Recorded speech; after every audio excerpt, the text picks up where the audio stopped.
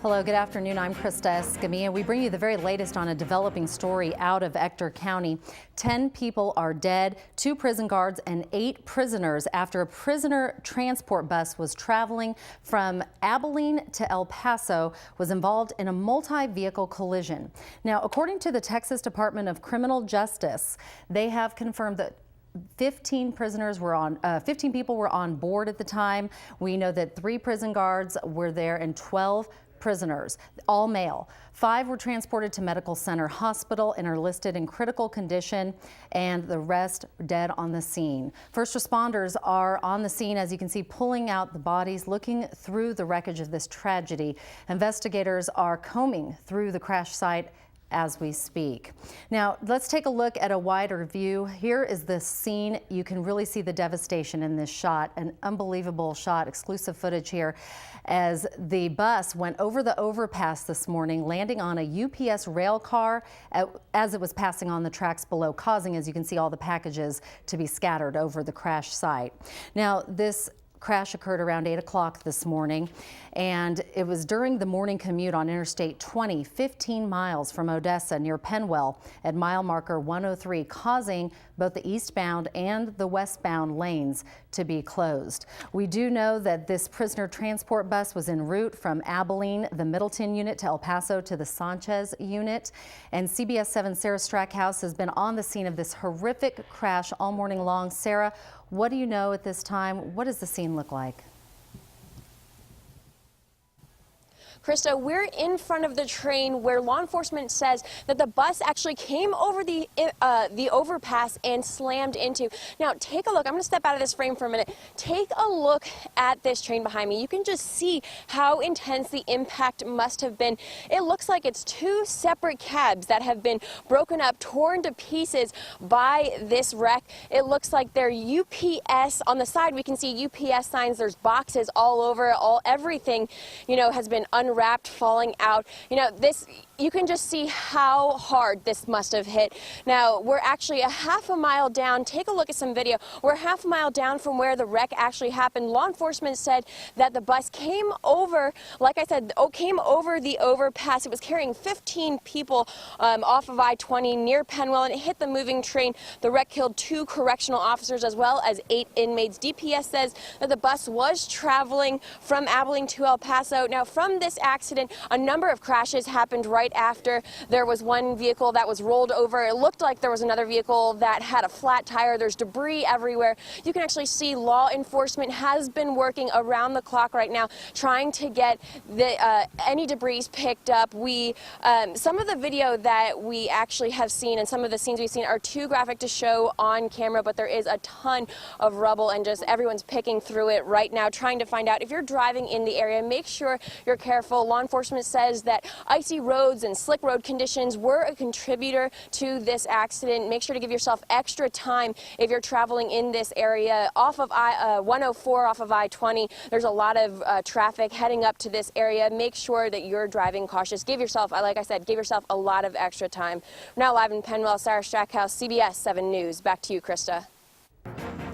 Thank you very much, Sarah. Now, our team coverage continues with Tatum Gwynn, who is live at Medical Center Hospital, where the 5 survivors were taken. We understand from the Odessa American that the 5 are in critical condition. Tatum, what's the very latest? Krista, we just received a status update on the 5 survivors of the crash that are here at Medical Center Hospital. At this time, we do know that 4 of those victims are in critical condition and the 5th is in serious condition. We do know that the hospital is continuing to be on a controlled access. And what that means is that several doors are locked to give the doctors and other hospital staff room to work and give those patients the best treatment possible. No more information has been released. We're still waiting to see what kind of injuries that those survivors sustained in that crash. We will be here to bring you the very latest. For now, reporting live in Odessa, I'm Tatum Gwynn. Krista, back to you. 7 Sarah Strackhouse has been on the scene of this horrific crash since early this morning. She joined us now live. Sarah, what do we know and what does the scene look like at this point? Jay, right now crews are in cleanup mode. They are very active behind me, as you can see. If you take a look over my shoulder here, you can actually see they just pulled the bus out from the train tracks. Law enforcement said around 7:30 this morning, a Texas Department of Criminal Justice bus was traveling from Abilene to El Paso with 15 people. Jay Tatum, as you can imagine, this is a very fresh and painful loss. Now, this family wants to stress that regardless of a person's background, in this case an inmate, they leave behind family and loved ones. Tears pour out after an Odessa family learns 35-year-old Jeremiah J.R. Rodriguez died in today's prison transfer tragedy. He was a real good fisherman. That's one thing I always remember is me and him and my other brother. We would go to the lake and we'd have the best time. Those are my best memories of him. The family gathers to remember a son, brother, and father. What would you want people hearing about this tragedy to remember about your dad? Not to judge him based on where he was, and understand that he was my pops, and we had people here that loved him and that cared for him, and just to understand our love for him instead of looking at the things he'd done. JR's son has a simple message for his now late father. I love him. And I'll be with him when it's my time. Just to watch over me, and I'll talk to him every day at night, every chance I get. Just let him know I love him, and I'm gonna watch my little sisters, take care of my mom. Jay Tatum, the family tells me they got the call from DPS informing them of their son's death at about noon today. Within about an hour, ironically, a parole officer called them to arrange his release. Now, we've been unable to confirm any names yet, but there is a hotline. We put it there on your screen, 325-548-9075. If you had any inmates, any loved ones in the Middleton prison unit, you can call that number and check on their status. We'll continue to track this story. For now, live in the newsroom, Matt Rist, CBS 7 News. Tragedy in the Permian Basin. 10 people are dead after a bus carrying prisoners and officers slides off of an overpass and into an oncoming train near Penwell. Tonight at 10, we've learned the names of the 8 prisoners and 2 guards who died in today's tragic crash. Those prisoners, minimum security offenders. And the 3 guards had more than 18 years or more of service with the Department of Criminal Justice. The crash happened this morning just after 7:30. The prison transport bus left the Middleton unit in Abilene early this morning. They headed west on Interstate 20 on their way to the Sanchez unit in El Paso when they hit an overpass near Penwell. The bus slid off the bridge and onto a train passing underneath. That's where CBS 7's Matt Rist joins us live right now. And Matt, we understand that investigators at this moment remain on the scene. Is that true? Jay Tatum, Union Pacific remains on scene here tonight, but things have gotten a little bit quieter. We've even seen trains crossing. But one thing is clear, that this tragic event for many of these investigators was something unlike they've ever seen before. I haven't seen this, and it's pretty horrific. I mean, that's all I can say. Federal and state agencies combed the scene where a state prison bus flew off the interstate, killing 10 people. The bus went airborne into the concrete culvert over here on the side, and once he hit that, he struck the train. The bus collided with a UPS mail train. Boxes exploded across the scene, leaving behind wreckage as investigators tried to pinpoint the cause of the crash. Again, this is still under investigation. We do know at the time of the crash weather was the contributing factor at this point. Crews pulled the bus out from the train tracks late this evening. None of the passengers, except for the driver, were wearing seat belts. Offenders are being transported. They are handcuffed together. Right hand to left hand of the offenders sitting in the seats on the bus. No one is handcuffed to the bus itself, but right hand to left hand, they're sitting in the bus, and they are sitting behind security cages where they cannot get up towards the correctional officer who is driving the bus. Jay, Union Pacific officials tell me they will be here throughout the night monitoring. Cleanup crews will be here tomorrow to get some of that debris out. Also, importantly, the National Transportation Safety Board will be looking more closely into the cause of this accident tomorrow. This was headed from Abilene to El Paso today. Now, Jay, we do know that this was a routine minimum security transport. We were told by an official earlier today that all of these inmates on board were serving about 2 years. They all had about 2 years left to serve. We're going to continue to track this story. I'm live outside Odessa with team coverage. Matt Rist, back to you. Matt, thanks. 5 people made it out of the bus crash alive, 4 inmates and 1 correctional officer. CBS 7's Tatum Gwynn has been at Medical Center Hospital all day, where she spoke with doctors who treated the survivors. Tatum? Jay, Tatum, when you look at the images, it's hard to believe anyone survived this crash, let alone 5 people. And in this situation, all lives were saved that arrived to the emergency department. 5 lives out of 15 were spared today after a bus transporting prisoners flew off a bridge on Interstate 20 and crashed into a moving train.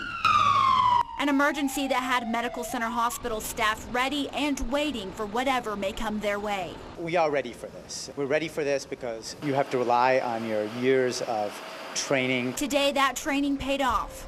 The MCH team saved 38-year-old correctional officer Jason Self and 4 inmates. 22-year-old Terry Johnson, 34-year-old Remigio Pineda, 22-year-old Damian Rodriguez, and 37-year-old Hector Rivera. There has to be one voice, one central command, and everybody has to follow this. Maximum lives can be saved that way. Tonight, at the very least, 5 families can hold on to hope their loved ones are still hanging on. Jay, Tatum, tonight we know that Johnson, Pineda, and Rodriguez are in critical condition, and Rivera is listed in serious condition. Officer Self was transported to a Lubbock hospital where he's listed in critical condition. For now, reporting live in the newsroom, I'm Tatum Gwynn, CBS 7 News. Before the victims' names were released, dozens of parents and family members waited for a phone call that said their loved one was safe. CBS 7 sat down with 2 families this afternoon with 2 very different outcomes. Lauren Landman joins us now with that story. Lauren? Jay, Tatum, we received multiple calls, emails, and messages asking if we had a list of those who were involved. Unfortunately, we were waiting as well for almost 12 hours before the names were released. One family we spoke with lost a father, son, and husband today, and just hours after they heard the news, a corrections officer mistakenly called to schedule his release. It took hours for Terry Baldock, a mother of an inmate at the Abilene Middleton unit, to find out if her son was involved in the fatal bus crash this morning. It's just a waiting game. Not knowing where he was headed, Terry was only informed that her son was transported early this morning. I don't know details, and that's the hardest part, is not knowing. Thankfully for Terry, after hours of worrying and dozens of phone calls, news finally came that her son was indeed transported, but traveled north towards Dallas. Sadly, not all families got the same news. Just 15 miles away from the crash site, one Odessa family is left coping with the loss. My dad's gone. Noel Lozano is the son of one of the inmates killed in the early morning accident. Jeremiah Rodriguez was the father of 3 children. I'm gonna watch my little sisters, take care of my mom. The family says the loss is, of course, difficult, but what makes it even harder is knowing Jeremiah was scheduled to be released to return home to his family in just a few weeks. We've been talking about it for the last few weeks, and JR's getting out. He's about to get out, and we were kind of excited, you know, to see him.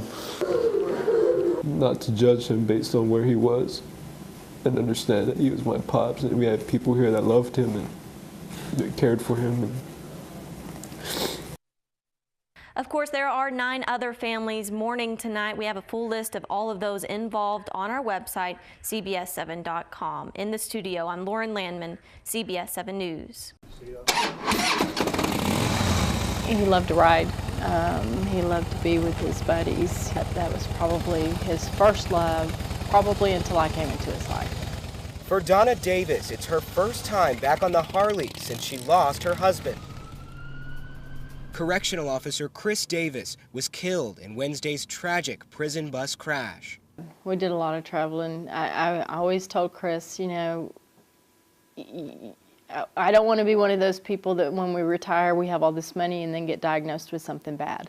Let's live it now, and if you know what happens, we plan for the future, but you know we're not going to live for the future, and we did.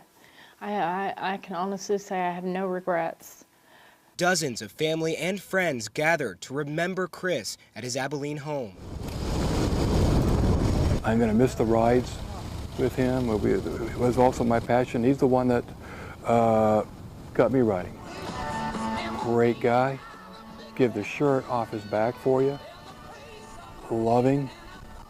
He always had that stone face about him, but he was always soft inside. A family proud of his work as a corrections officer. It's a thankless job that they do, and people that aren't there don't understand. And I had no clue, and there's no way to know unless you're there. She still remembers her final words to her husband. I do remember before I went to bed, I left this note out for him, and I always would set notes by his coffee cup. No matter what, I mean, this was the last thing he saw from me, and he knew. And he knew I loved him, and I know he loved me. I mean, there was no question about that. But you know, it never hurts to have a little reminder.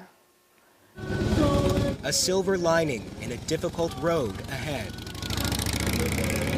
In Abilene, Matt Rist, CBS 7 News.